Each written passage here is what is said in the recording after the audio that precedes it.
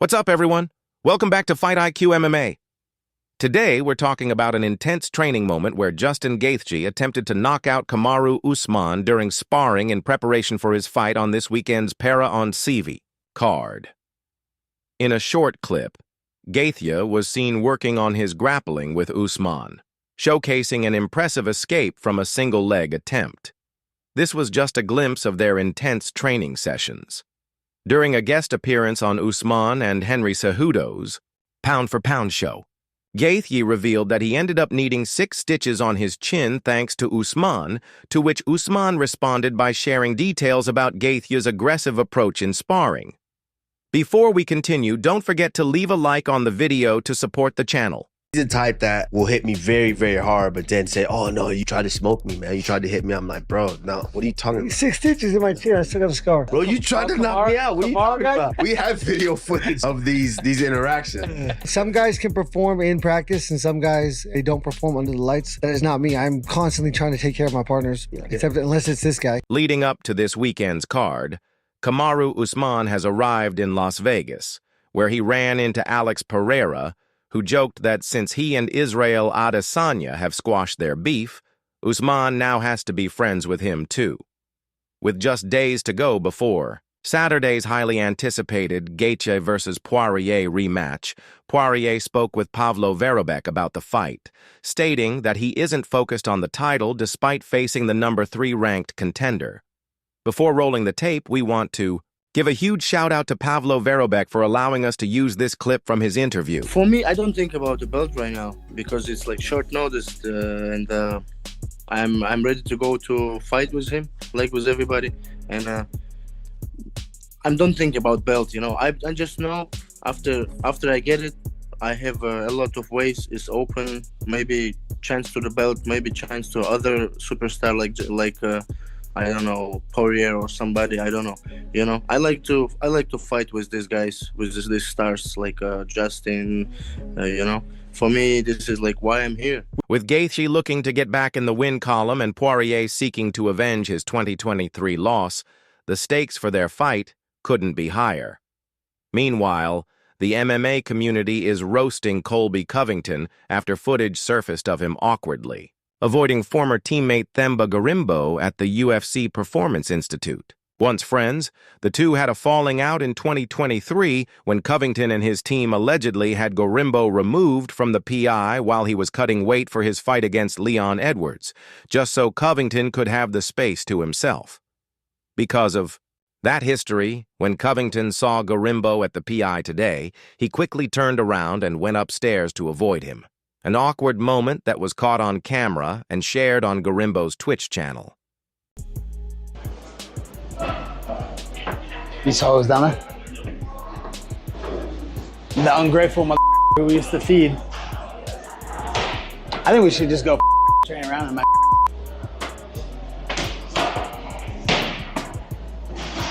The MMA community was quick to weigh in on Colby Covington's awkward moment, with many fans mocking the former interim champ. One fan joked, LMFAO, bro can't even walk into a room without scoping it out first. While Alan Juban added, this has to be an uncomfortable feeling everywhere you go. Another fan quipped, why is Colby terrified of Themba like he's Michael Myers? Others chimed in with similar jokes, with one saying, imagine having to check who's inside the UFC PI every time before training. Just don't be a piece of HT. Another added, walking around scared of Themba Gorimbo is not a good look, while others called it pure cowardice, pointing out how Covington talks tough online but avoids conflict in real life. Some even felt bad for him, with one saying, I don't know why, but I feel bad for Colby in this clip. Bro looks cautious. Meanwhile, back in December, Gorimbo addressed their beef, stating that he wants to keep stacking wins and eventually settle things inside the octagon.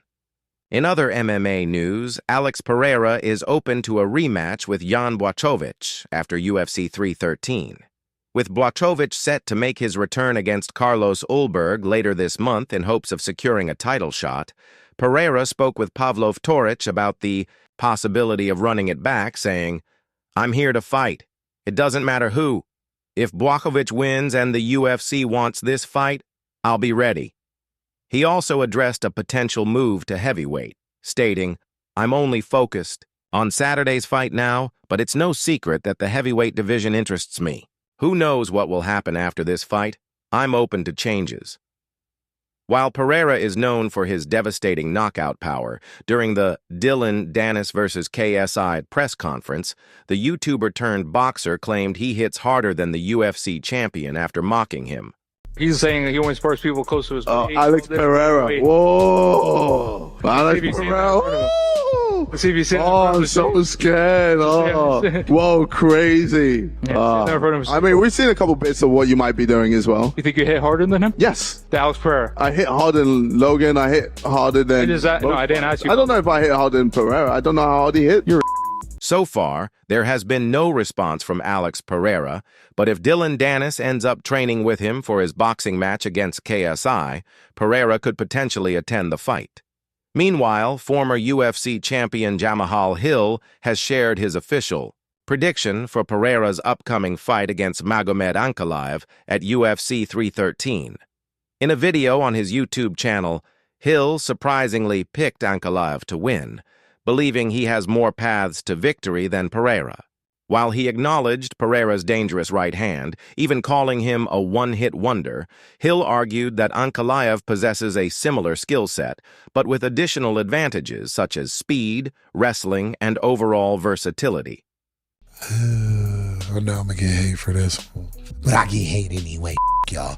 I'm probably gonna go with Magomed. I just got a feeling that I feel he has more tools to win. Obviously, Alex has that one hit wonder. If he catches you, he can put you away. But I believe Magomed also has that. He has the speed, the patience to counter. He's been in this position before, and he let the title slip out of his hands once before. And I believe he'll be a lot more focused, locked in for this. And I believe he just has more ways. Ultimately, he just has more ways to win. So I'm gonna go with Magomed Ankalaev. Magomed Ankalaev seems to agree with Jamahal Hill's prediction, as he recently shared his thoughts on how to beat Alex Pereira in an interview with the UFC.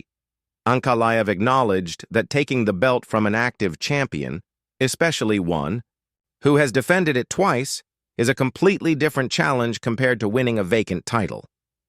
However, he stated that while there are multiple keys to victory, the easiest path is through wrestling. Who do you think will win at UFC 313? Let us know in the comments. In other news, Matt Brown recently clarified his comments about Ilia Topuria after the featherweight champion announced his move up to 155 pounds. Topuria cited his weight cut to 145 as one of the biggest reasons behind his decision. But during the latest episode of The Fighter versus the Writer, Brown pointed out that El Matador may struggle with cutting weight in general, partly due to his long-standing habit of drinking wine while doing so. He wasn't big for 45. I was surprised that he said he had a hard time making that weight. I mean, I've always seen him on TV. I haven't seen him in person or anything, but I wonder if, like, he said he, drinks wine when he cuts weight. Like, maybe that's why you're not making weight, buddy. Stop drinking wine. Drink some water, bro. Matt Brown followed up on his comments about Ilia Topuria's weight cut with a series of social media posts clarifying his stance. He acknowledged that Topuria has never missed weight and is an incredible champion, even better than he ever was, but maintained that alcohol is not ideal during a weight cut. Brown added that drinking likely made it harder for Topuria to make weight, which is why he decided to move up to lightweight, jokingly suggesting, maybe don't drink during weight cut. Crazy idea, right? He also pushed back on one fan's argument that alcohol dehydrates fighters in a beneficial way, calling it the worst argument ever. So far, Topuria has not responded as he awaits news on his first fight at 155. Meanwhile, Jorge Masvidal has been called out for UFC 317 after announcing his unretirement from MMA, while Dana White previously suggested the UFC had no plans to bring Masvidal back due to his losing streak. Signing with Ali Abdelaziz hinted at a return. During an appearance on the Ariel Helwani show, Oban Elliott called out Masvidal for an International Fight Week showdown, suggesting he or Vicente Luque would make great opponents. Elliott even cited Chael Sonnen's beef with Masvidal as motivation, stating, "Cha put me to work on Masvidal. Why wouldn't I want to fight him? However, Masvidal has stated he only wants to fight top-ranked opponents, making Elliott an unlikely matchup. In other news, Valentina Shevchenko has set her sights on a potential champ versus champ fight against Zhang Weili if she successfully defends her flyweight title against Manon Fiorot in May. Speaking on The Ariel Helwani Show, Shevchenko praised Weili as a great fighter but emphasized that her focus remains on her next opponent, refusing to let future matchups distract her. She also pushed back against retirement talk in MMA, saying it's frustrating when fighters at their peak are constantly asked about retiring, arguing that fans should enjoy watching them compete instead of speculating on their exit. If she retains her belt, a super fight with Weili could be next. Elsewhere, Alex Pereira opened up about his past struggles with alcoholism ahead of his UFC 313 title defense against Magomed Ankalaev. In a UFC Fight Week video, Pereira spoke to fighters at Glover Teixeira's gym, sharing how he quit drinking after 4 years of training despite not being a champion at the time.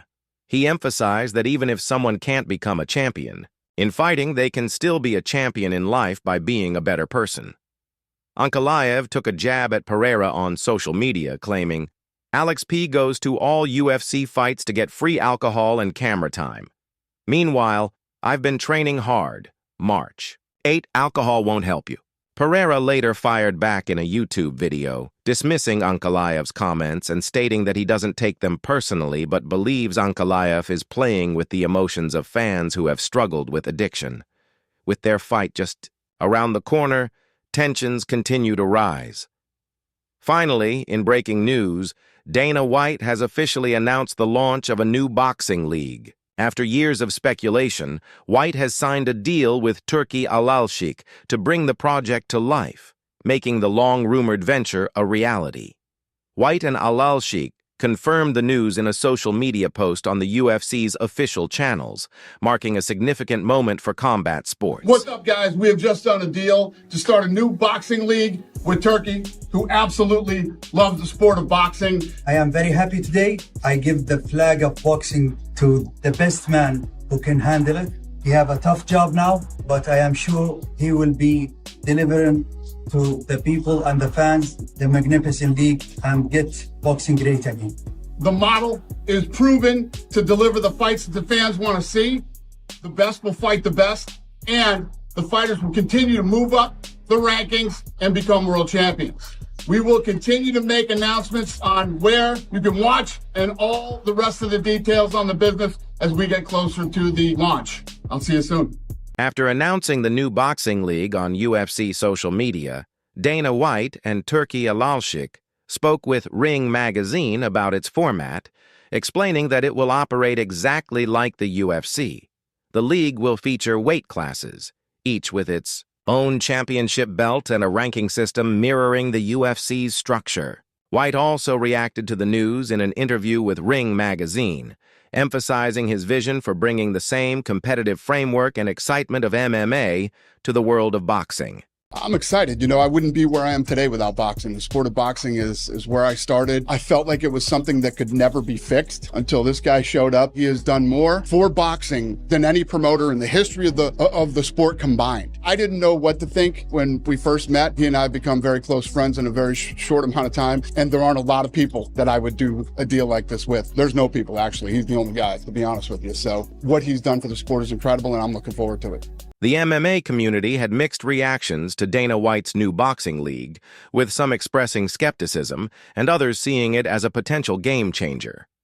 Critics questioned whether top boxing stars like Gervonta Tank Davis would join, arguing that without massive contracts and prize money, established champions have little incentive to participate. Others doubted White's ability to bring MMA-style pay structures into boxing, predicting it could flop. However, many fans were optimistic, believing White's leadership could revitalize boxing, streamline matchmaking, and provide a new platform for MMA fighters to transition into boxing. Some saw this as the moment boxing returns to its past glory, while others hoped the financial backing of TKO and Turki Al-Sheikh would ensure its success. If this can't save boxing, some fans argued, nothing will.